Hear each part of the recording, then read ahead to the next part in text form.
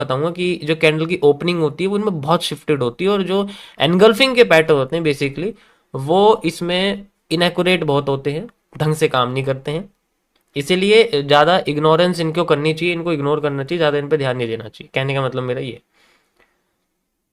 Yes. लेकिन supply demand अगर हम मेजर करेंगे तो वो एक्यूरेट निकल के आती है, उसमें कोई दिक्कत नहीं होने वाली। इसका सॉल्यूशन क्या है मैं बताता हूँ, इसका सॉल्यूशन क्या है। इसका सॉल्यूशन है कैंडलस्टिक पैटर्न्स को याद रखना। ठीक है। कैंडलस्टिक पैटर्न यानी कि अगर आप इस तरीके से ऐसे देखते हो कि ये एक रेड कैंडल है और ये एक ग्रीन कैंडल है, तो हम इसको इस मार्केट में बुलिश हैरेमी कहते हैं। ठीक है। या फिर इसे हम लोग इनवर्स बियरिश एनगल्फिंग भी कह सकते हैं। इनवर्स बियरिश एनगल्फिंग भी कह सकते हैं, ऐसी बात नहीं है। जो मैंने अपने इसका नाम दिया हुआ वो कैंडल की विक के बेसिस पे भी है। ठीक है। इनवर्स बियरिश एनगल्फिंग भी हम इसको कह सकते हैं। टॉप पे चली जाएगी तो फिर ये गिराना काम कर देगी, बॉटम पे आ जाएगी तो उठाने का काम कर देगी। वही इसकी लोकेशन के हिसाब से स्ट्रक्चर जो एनालिसिस का होता है। तो ये छोटा सा मैं तुम्हें ओवरव्यू दे रहा हूँ कि 6 घंटे की मार्केट में ऐसा होता है। अब जब ये मार्केट हमें ओपन होती हुई दिखती है, मतलब जैसे इनका 6 घंटे का टाइम होता है, तो जब इनकी पहली कैंडल बनती है उसके अंदर बहुत वॉल्यूम होता है। ऑब्वियस सी बात है भाई, ऑब्वियस सी बात है, कैंडल का जो मार्केट की फर्स्ट कैंडल होती है उसके अंदर बहुत वॉल्यूम होता है, लेकिन वो हमेशा पिछले प्राइस से ऊपर या नीचे गैप देके क्यों खुलती है? इसका रीजन उसके ट्रेंड में छुपा रहता है, जो कि मैं आपको फेज 2 में समझाऊंगा, GUGD के अंदर, gap up and gap down के अंदर। ठीक है। Got it. अभी सिर्फ ओवरव्यू समझो, अभी फेज मैंने शुरू ही किया है, इसलिए थोड़ी थोड़ी चीज समझो कि गैप ये जो आते हैं इनका क्या होता है, और ये किस मार्केट में आते हैं, और हमें किस चीज का यहाँ पर जो है ध्यान देना पड़ता है, किसको इग्नोर। देखो मार्केट में सबसे इंपॉर्टेंट पता है क्या होता है? इग्नोर किसको करना है। फोकस तो इंपॉर्टेंट तो सभी है, इंपॉर्टेंट तो हर इंडिकेटर है, अगर हम खोलने लग जाए millions of indicator trading view में पड़े, इंपॉर्टेंट तो सभी है। इग्नोर किसे करना है यहाँ पर, सारा खेल उसका है, क्योंकि इग्नोर करना सीख लिया तो वो जो अंदर से एक मन होता है ना ट्रेड लगाने का, बार बार ट्रेड लगा, वो सुधर जाएगा। समझ रहे हो ना, वो सारा इफेक्ट पड़ेगा इसके ऊपर। तो कितनी चीजें इसमें स्टॉक मार्केट में बेसिकली जितनी भी कैंडल्स हैं उनमें बचा ज्यादा जाता है, यूज कम किया जाता है, क्योंकि ये दिखती बिल्कुल जलपरी जैसी है। समझ आया इसमें मेरा समझाने का मतलब क्या है तुम्हें? इग्नोरेंस किस किस के लिए करनी है और फोकस किस पे करना है, अभी मैं तुम्हें इग्नोरेंस की चीजें बताऊंगा स्टार्टिंग में।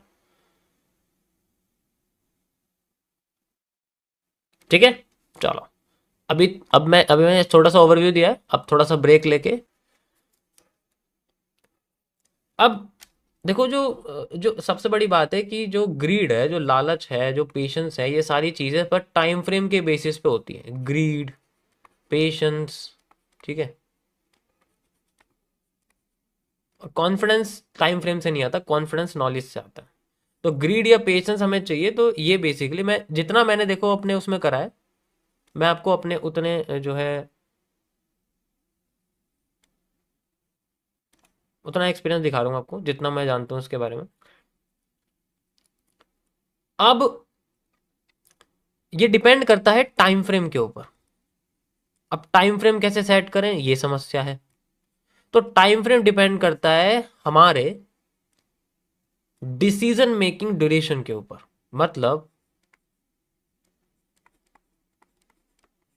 डिसीजन मेकिंग ड्यूरेशन, ये सबसे इंपॉर्टेंट है। कितना समय लग रहा है उस, जैसे भी ट्रायंगल बनाया ना मैंने, उसको समझने में कितना समय लग रहा है। अगर समय ज्यादा लग रहा है तो ट्रायंगल सॉल्व करके बन जाएगा, इतना टाइम नहीं होगा। इसका मतलब टाइम फ्रेम को क्या करना पड़ेगा? बढ़ाना पड़ेगा। अगर आपका डिसीजन मेकिंग स्लो है, कम है, तो टाइम फ्रेम बढ़ जाता है।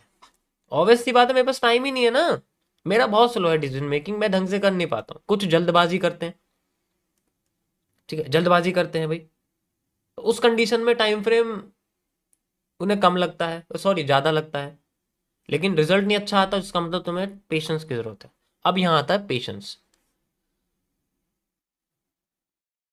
दूसरा, टाइम फ्रेम डिपेंड करता है कैपिटल के ऊपर। भाई जितना बड़ा टाइम फ्रेम होगा कैपिटल में, स्टॉप लॉस अगर ट्रेडिंग की भाषा में बोले तो स्टॉप लॉस बढ़ जाएगा। भाई अगर ज़्यादा बड़ा टाइम फ्रेम कर लिया तो स्टॉप लॉस बढ़ जाएगा, लेकिन उससे डिसीजन मेकिंग सही हो जाएगी। बेशक कैपिटल हमें ज़्यादा लेनी पड़े, लेकिन डिसीजन मेकिंग सही हो जाएगी। अगर हम हफ्ते की एक एनालिसिस के लिए अपना पूरा हफ्ता निकाल दें, पूरी रिसर्च करें, थोड़ा बड़ा टाइम फ्रेम बेशक हो, तो सोचो उस रिसर्च में जब रिजल्ट निकलेगा कितनी खुशी होगी।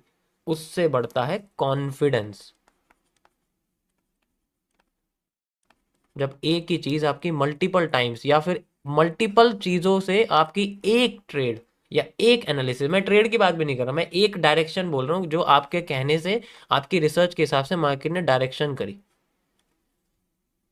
उसमें जो खुशी मिलती है ना, उससे कॉन्फिडेंस बढ़ता है। और ये सारी चीजें डिपेंड करती हैं आपके डिसीजन मेकिंग ड्यूरेशन के ऊपर। समझ आया? Got it? तो ये सॉल्यूशन है, ग्रीड को बस सही जगह पे लगाना है। और वो आता है स्ट्रक्चरल एनालिसिस से। स्ट्रक्चर को कैसे एनालाइज करते हैं, कौन सा पैटर्न है, कौन सी कैंडल है, सारी चीजें जो।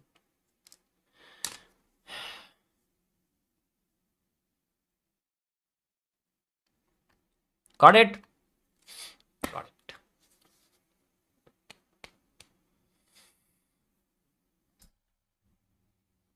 फोकस। ओके, फोकस का बता देते हैं। फोकस कैसे बढ़ेगा? फोकस बढ़ेगा जब आप किसी चीज को बड़ा समझोगे, बेशक वो बड़ी ना हो। अब जैसे मैं तुम्हें एग्जाम्पल दे रहा हूँ, मैं जो बोल एग्जाम्पल दे रहा हूँ, जैसे मुझे 40 लाख 50 लाख कुछ नहीं लगते, मेरे सामने कुछ भी नहीं, लेकिन किसी को वो बहुत बड़े लगेंगे। सब थिंकिंग का खेल है। ऐसी फोकस, अगर आपको लगता है कि करंट मार्केट में तुम्हारे लिए वो स्ट्रक्चर बहुत इंपॉर्टेंट है, जब तक समझेंगे नहीं ना बहुत इंपॉर्टेंट है, तब तक वो फोकस नहीं होगा, और वो दिमाग में ऐसे बार बार घूमता रहेगा, इसका मतलब वही चीज घूम रही है, वहां फोकस करना है, ऑटोमेटिकली फोकस आ जाएगा। लेकिन उसको बड़ा समझना तो पड़ेगा। अभी मैं तुमसे कह दूं